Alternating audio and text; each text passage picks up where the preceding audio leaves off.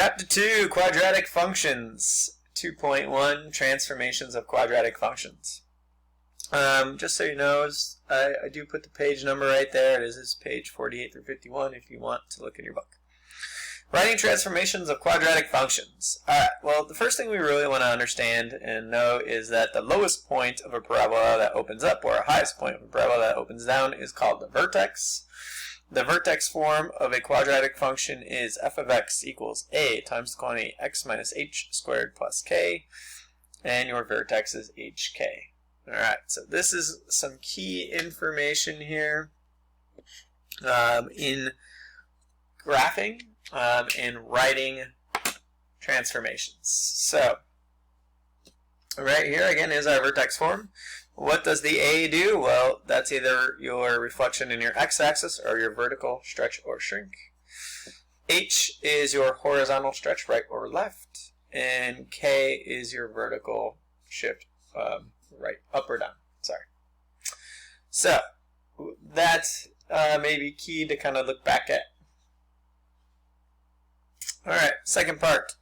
We have our horizontal translation. Again, that's right or left, and that is f of the quantity x minus h, or in this case, if it's quadratics, x minus h squared. Again, always counterintuitive, so if it's something like x plus 2, that means 2 units to the left, x minus 5, 5 units to the right. Vertical, f of x plus k, where that k comes at the end. Right, so that's going to tell us if it's going up. Plus 3 goes up 3, minus 2 goes down 2. Alright, and I'm going to go ahead and scoot it on down here for our concept number 1, which is going to deal with translations. Alright, it says, describe the transformation of f of x equals x squared, represented by g of x equals the quantity of x plus 4 squared minus 1, then graph each function. Describe the transformation before you graph. Okay, so f of x equals x squared here. I put it in a table, but this is our parent function.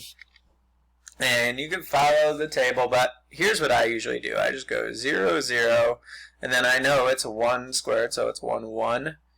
And then all I have to do is reflect it over that y-axis, and there's negative 1, 1 right there. And then I go 2, 4, 2 to the right, up 4, 1, 2, 3, 4. And then I just reflect it over the x-axis, so it's 2 to the left of that y-axis, I'm sorry. And then I even do usually 3, 9, which is right there, and reflect it, so it's 3 left of the y-axis right there.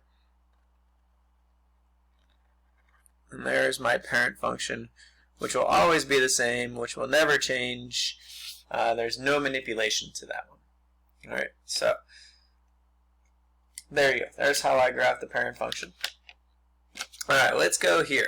So now we're going to take the transformation g of x equals the quantity of x plus 4 squared minus 1. And the first thing I am going to do is look for the vertex. Again, that's the highest or lowest point, and it's represented by hk. Here's my h right there. Here's my k right there. Okay, so in that, the vertex is hk, which in this case is actually the opposite of 4, so it's negative 4, negative 1. Negative 4, negative 1. Okay, so what I do is I go 4 left, 1, 2, 3, 4, and down 1. And I'm going to write that here, but that's my vertex. And what is my transformation, which I'm going to do before the graph? Well, again, it's a horizontal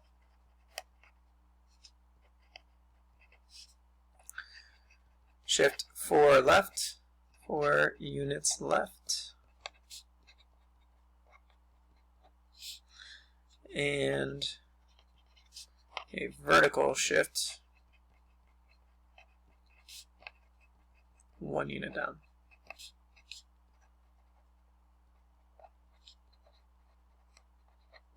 Okay, so there's the transformation right there.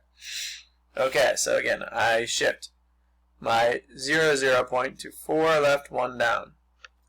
Now again, I can shift all these now, all these points. I could take this point and go 1, 2, 3, 4, 1 down. This point, 4, down 1. I could take this point and go 1, 2, 3, 4, down 1. This point, 1, 2, 3, 4, down 1. And just kind of do it like that. Or I can just kind of do that vertex and go, it's 1, 1, 2 to the right, up 1, 2, 3, 4. I could go 3 to the right and go up 9. 1, 2, 3, 4, 5, 6, 7, 8, 9. And then just, I could even now shift over that x equals -4 part right there. Or I could, again, just count 4 over, down 1. Got a couple options there. And there we go. There is my new g of x function. All I did was I took that initial function right there, that parent function, and I shifted it 4 to the left, down 1, and now I'm done. Okay, guys. Try this on the next page. What again I'm going to do is I'm going to give you a minute to pause this, and then when you come back, I'm going to show this answer. So go ahead and pause now.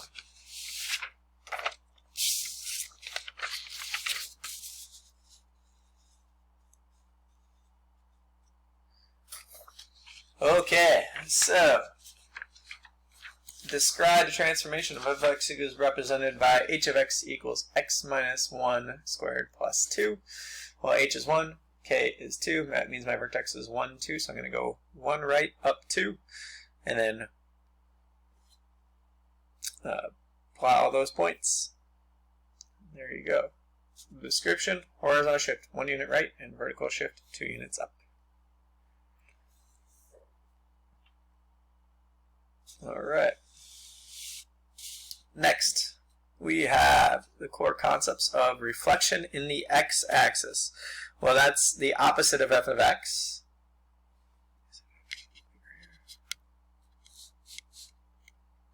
Opposite of f of x equals the opposite of x squared in a quadratic, and that equals the opposite of x squared. Again, you're always going to distribute that negative sign in the reflection in the x-axis. Reflection in the y-axis is going to be in the grouping symbol, so it's f of the opposite of x, which equals the opposite of x squared, which negative x times negative x is positive x squared, so it's going to most likely be eliminated in your reflection in the y-axis. Vertical stretch and shrink. All right. Again, vertical stretch is where I pull it. I'm saying vertical. Horizontal. Horizontal stretch is where I pull it out. Horizontal shrink is when I compress it in. Alright, and again, that is in the grouping symbol, f of ax, and then in quadratics equals the quantity of a times x squared.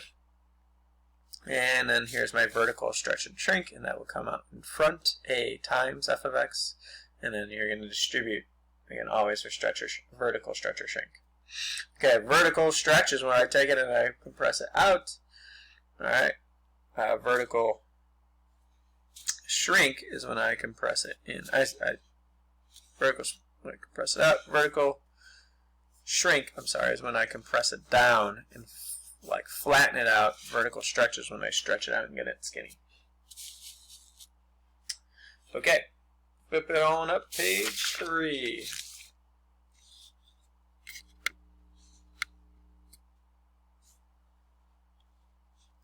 Okay, here we go. I went ahead and put the parent functions in there so I don't have to take too much time with that.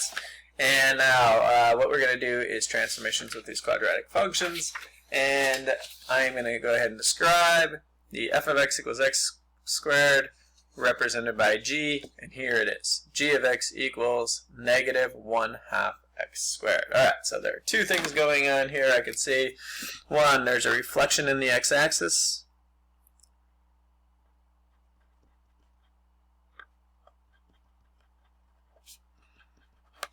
Because it's out in front. And then also a vertical shrink because it's in between 0 and 1, and it's out in front. Vertical shrink by a factor of 1/2. Oops.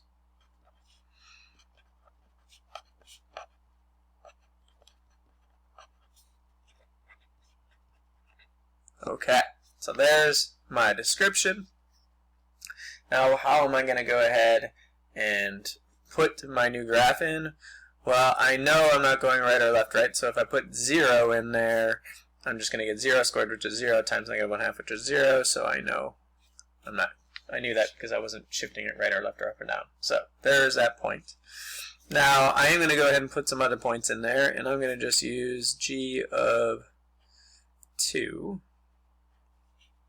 And that will give me negative 1/2 times 2 squared. And 2 squared is 4. And negative 1/2 times 4 is negative 2. So if I put in 2 to the right, I get negative 2. So I just go down 1, 2. And then I'm going to reflect over that y-axis since I didn't move. It's called the axis of symmetry. And now I just need to find one more point, and I'm just going to say g of 4 equals negative 1/2 times 4. Oops, 1/2 times 4 squared. Okay, and 4, always do order of operations. 4 squared, 16. So I get negative 1/2 of 16, which is negative 8. And I go 4, and then down 8. And there we go. And now I just reflect over this y-axis, sorry. And 1, 2, 3, 4. And there's my new graph of g of x. And you can tell that I reflected over the x-axis, right? Flipped it over that. And then vertical shrink is where I compress it in, right? I can press it down and make it wider. Alright, and then I have this one over here, which I have that 2 inside, so that is a horizontal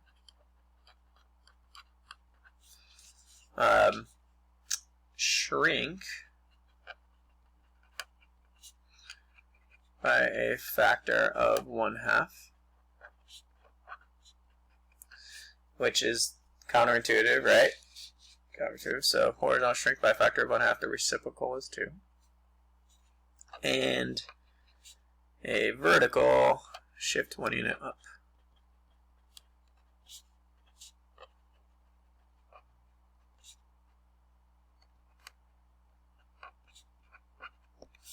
Alright. So I do know it's going to go up 1 right there. That point. So what I'm going to do is I'm just going to go ahead and put 2 in there, so g of 2. So I don't use 0. I could use 1, but maybe I'll put 1 in afterwards. G of 2 equals 2 times 2 squared plus 1. Alright, 2 times 2 in the parentheses is 4 squared, which is 16 plus 1 is 17, and that's off. Alright, that's off the graph. I'm going to go back and put g of 1. That one should be on there. So that's 2 times 1 squared plus 1. That's 2 squared, which is 4, plus 1 is 5, and that will work. So that's 1, 5, if I want to write it as an ordered pair. 1 to the right, up, 1, 2, 3, 4, 5. Reflect across that axis of symmetry right there. Those are the only points I'm going to have on this graph.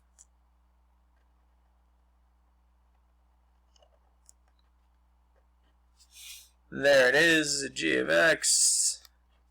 And again, horizontal shrink is where I collapse it down like that and make it skinny. And I shifted it up 1 unit. Okay. Again, what you want to do is go down to number 4. Give it a try. I'm going to have to pause this video and restart a new one. So there you go. Best of luck.